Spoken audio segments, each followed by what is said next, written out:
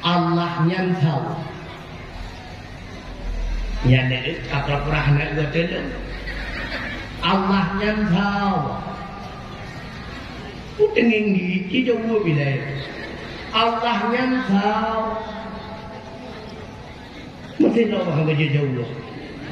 Ujungnya. Nak Allah nyantau nak. Tuhan nyantau. Allah nyantau. Tuhan nyantau. Kena pilih kungan bau, kungan kedalam bau.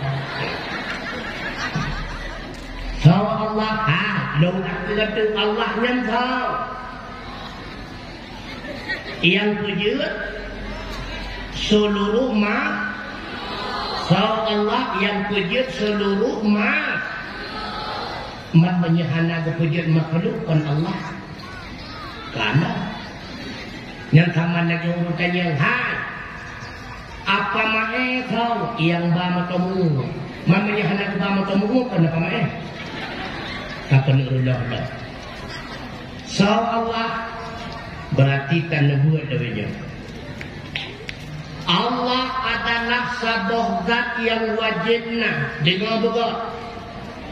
Yang hana mukaruna wajib tersembah dengan sebenar-benarnya. So Allah sabah zat yang wajibna yang hana mukaruna wajib tersembah dengan sebenar-benarnya. Akhwatatakun wajibna berarti Allah hana idahului lehana dan han akan pernah merempok dengan hana. Karena wajibna maka mesti qidam dan baqa. Sedangkan getanya harus pakiban makna harusna gukun getanya wana karena kagada hana dan gepunang getanya wana karena wala merempok dengan hana. Na Allah hana mukaruna, na getanya mukaruna. Toh karena yang pertama karena gepuna li Allah, yang kedua karena muhaqqaq maknanya. Allah lah zat yang wajib disembah dengan sebenar-benarnya. Maka karena cuma Allah yang bersifat dengan istighna dan iftiqar.